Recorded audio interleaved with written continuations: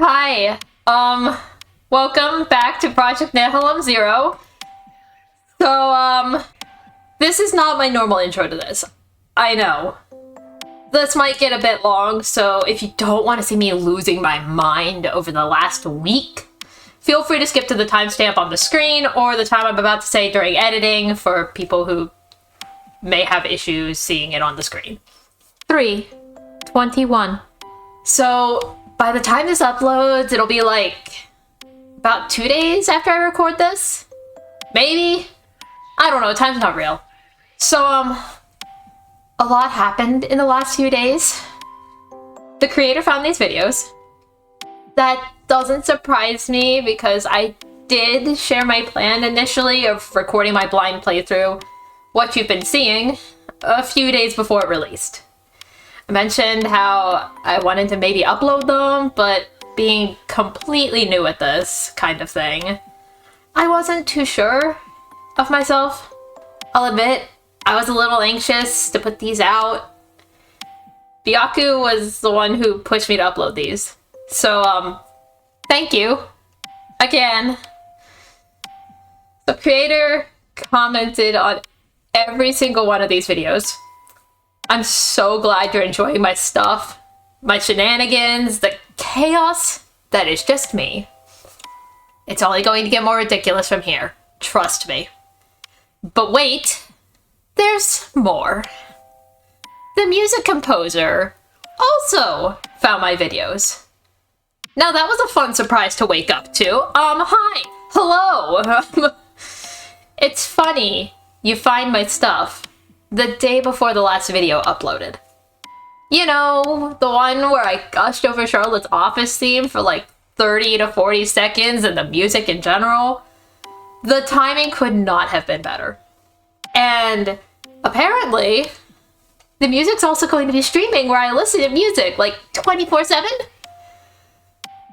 I'm going to have a field day there.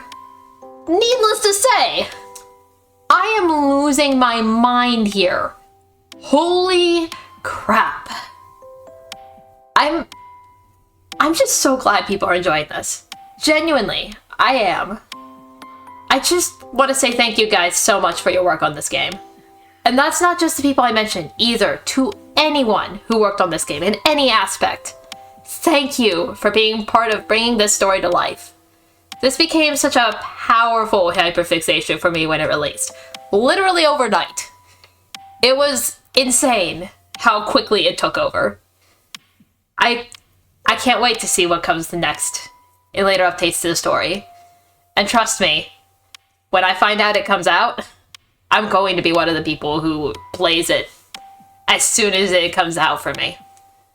And, of course, I'm going to be uploading it so that people could maybe enjoy the shenanigans again.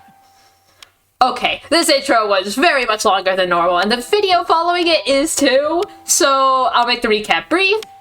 Last time, we went to therapy. That's it, on with the show. Okay. So we're going to see what this is about, because I have no idea. A little later, accompanied by the caretaker, you reach your cell, your room. More or less gently, the caretaker pushes you in and locks the door behind you.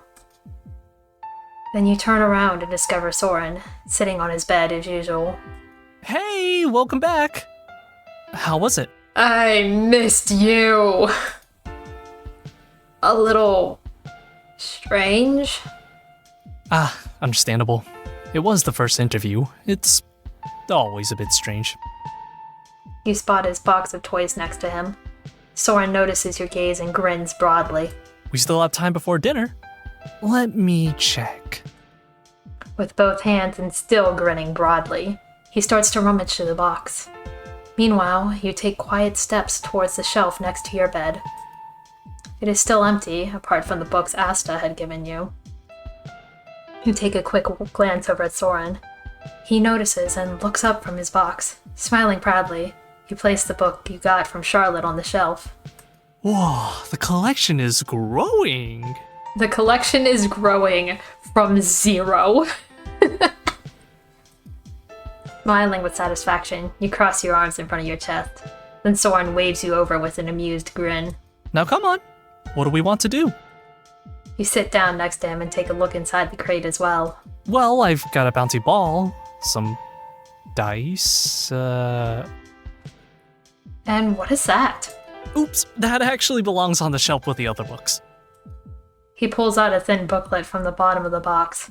With a little effort, you can decipher the letters on the cover. Sudoku? Nodding, Soren begins to flick through the book. All the numbers and fields in it flash before your eyes. This is a riddle book. He turns to a blank page and hands it to you along with a pencil. Shall I explain the rules to you? Obviously, I'm not sure if the game's gonna be like, oh yeah, Othlock knows the rules, or we know the rules. I loved Sudoku as a kid. Like, I would have so many, like, little books that just had a whole bunch of puzzles in it, and I'd do those so often. And then whenever, even as I grew up, like, on my iPad, I have an app for it that I play from time to time, so hopefully I can just be like, oh yeah, I know the rules. I know what I'm doing. Oh wait, what did he specifically ask me? I don't remember. I think he asked if I wanted it explained. Let me quickly check. Yeah, shall I explain the rules to you? Okay. You know what? We'll let him talk. I want him to explain the rules to me. I already know them internally myself, but I don't think our character necessarily would know. So, yes. Soren chuckles briefly. So you need the numbers from 1 to 9. Each number can only appear once in each row and column. You have to find out which number belongs in which place. He gives you a quick nudge and then points to the numbers. If you get stuck, I'll help you. But try it on your own first, yeah? You nod and start solving the puzzle. Oh my god, I get to do it! Oh my god, I get to do it! That's awesome! Oh my god. Okay, so that's a 1. And then this, where's that 1? I haven't seen the there. And then, hold on, okay. I haven't seen the change. Okay, awesome. It is, so it's 3 there, that is here. And then, here. Let's go 4 and a 9, so 9 goes there. That 4 goes there. And then, 3 goes there. And then... I don't want to give up. No! I will sit here and play this goddamn game of Sudoku. Please.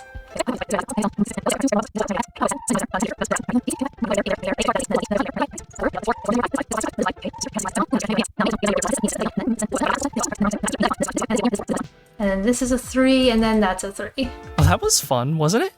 Finally using my brain again and not just running from one place to another. Honestly, that was fun. I'm glad I did that. What do you mean? Your counterpart giggles briefly and then sighs softly. You know, I used to have a lot to do. The tasks just piled up on my desk and they weren't the easy kind. But I liked it. There was something fulfilling about thought training, something that gave me a mental workout. Huh. Workout? I get to do that tomorrow, too. Soren tilts his head in confusion. Tomorrow I get to do the ability training for the first time? Suddenly, Soren's eyes light up with joy and a broad grin spreads across his face. Ooh, how cool! I'm sure you'll love it. Someone like you shouldn't try out your skills without supervision. Why not? Well, you with your shape-shifting ability, things can go wrong. Imagine unintentionally liquefying your brain. I'm sorry, what?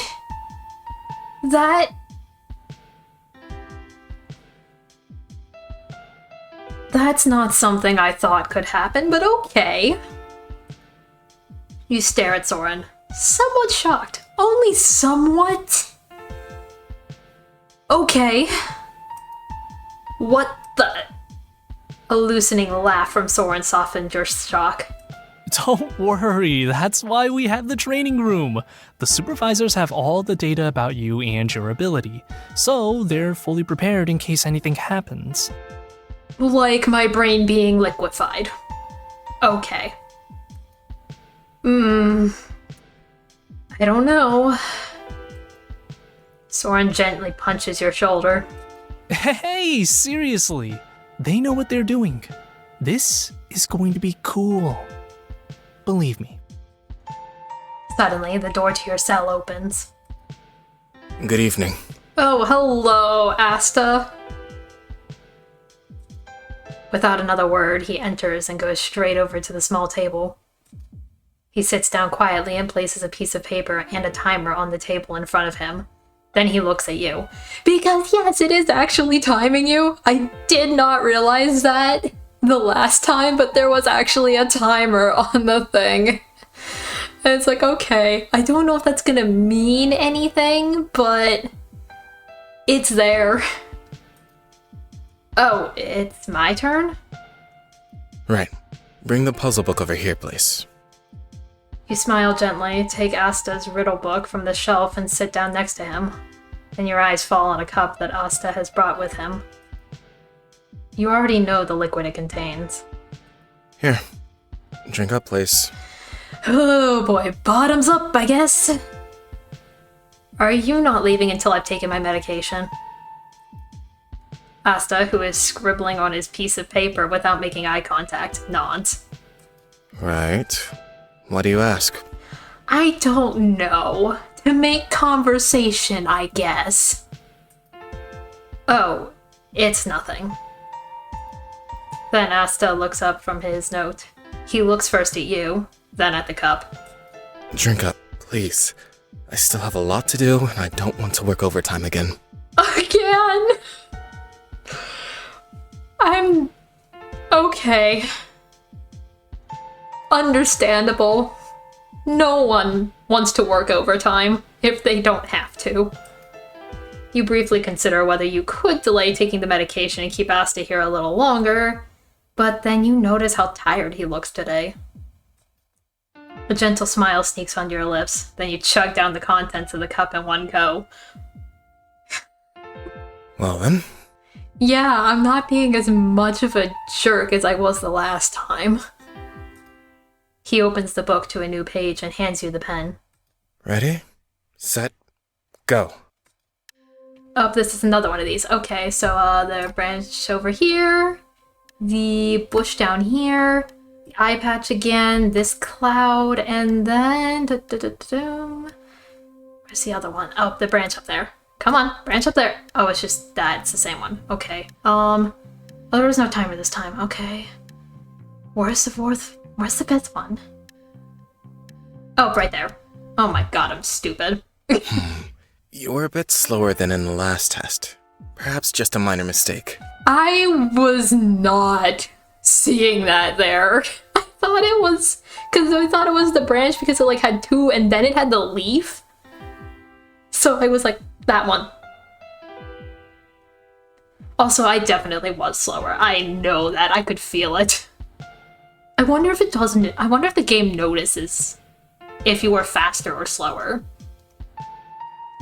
I'd love to be able to see if it, like, notices that or not. Then, from further back in the room, Soren joins in. And that's about me? When is it my turn to take a test? You don't need the test so regularly anymore. You know that. Ah, come on! A little challenge would be great! Puzzling. You against me. How does that sound? Oh, God. If it was me, I'd probably lose. But... oh, the mental image is kind of funny. You silently look back and forth between the two of them while Asta gathers his things. You know, I don't have the capacity for this. Oh, he actually looks kind of sad. Oh, I feel that. Asta, come on. This is going to be fun.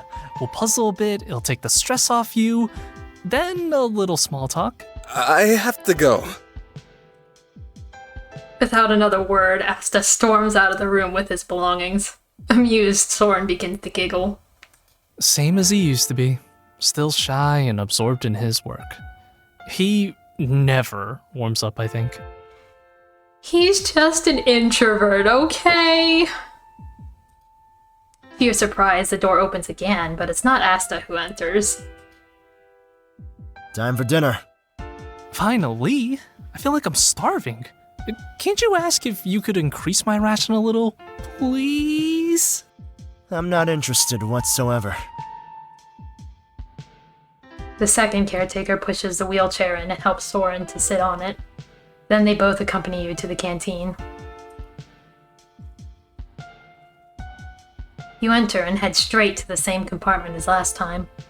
This time, however, most of the tables are occupied. Irritated, you let your eyes wander around the room. There's only one person sitting at the table in the corner. Sit down there. You follow the order and push Soren, who is holding 2 plates with your own food, over to the table. Excuse me, is this seat free? Surprised, the stranger looks up briefly, looks around, and also realizes that the other tables are occupied. Not really, but at least there's more room here than at the other tables. You interpret her answer as an invitation to sit down. Soren also takes a seat at the table and simply pushes aside the chair standing there. The stranger eats her dinner in peace. Silence lingers upon the table for a while until Soren, who seems to be in the mood for small talk today, begins chatting. When is he ever not in the mood for small talk? How are things going at the moment, Lilith? Lilith, seemingly unenthusiastic about small talk, but not wanting to appear completely rude either, looks up for a moment. As usual. Silence again. And otherwise? Same as always. Almost nothing ever changes here in the labs. That's not true. There's something strange in Soren's voice. Almost like stifled anger. Lilith seems to notice and forces an apologetic smile. That's not what I meant. How is life without, legs? The small talk is getting more and more awkward for all of you, so you interfere. Lilith, right? You two seem to have known each other for a while, right? Yeah, that's right. Earlier when... In one movement, she unintentionally knocks over her glass of water so that it quickly spills over the table. Hurriedly, she dries the puddle with some napkins. Oh, sorry. She freezes. What in the world? Why did that make my heart jump a little whenever I was looking down at the dialogue and then I quickly glanced up and suddenly just the eyes and it's like, okay, what is happening? She freezes. Her whole body tenses as her eyes light up purple. The tension eases, but instead of continuing to wipe up the water, she turns and leaves. Silently, you watch as she leaves the room without putting away her food or cleaning up the puddle. What was that? Soren, who seems tense with surprise, looks after her thoughtfully. I don't quite know. And I haven't seen that behavior often enough to make assumptions. You deduce that Lilith's behavior is not completely unfamiliar to Soren. You shrug your shoulders and concentrate on your food again. You both finish your meal quickly. The caretakers accompany you as you prepare for bedtime and then take you back to your cell. Good night. See you tomorrow. Yeah. See you tomorrow. Good night.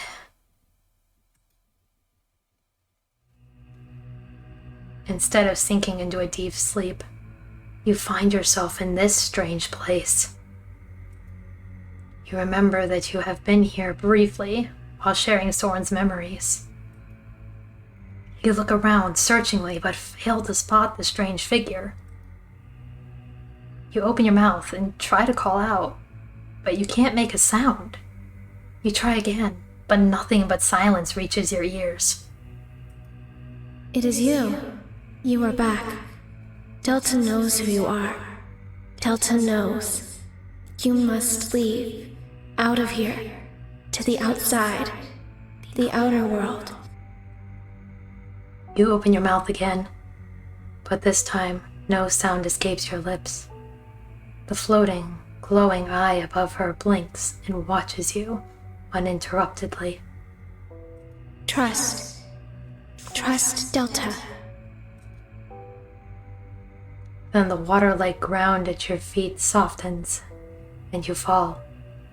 You fall into the endless, dark sea and sink down like a stone. You try with all your might to swim back to the surface, but the water won't let you go. Your vision blurs while your heart pounds in your ears. Your lungs seem to burst while all your muscles feel like they are on fire. The pain completely befuddles you as you sink deeper and deeper and finally lose consciousness.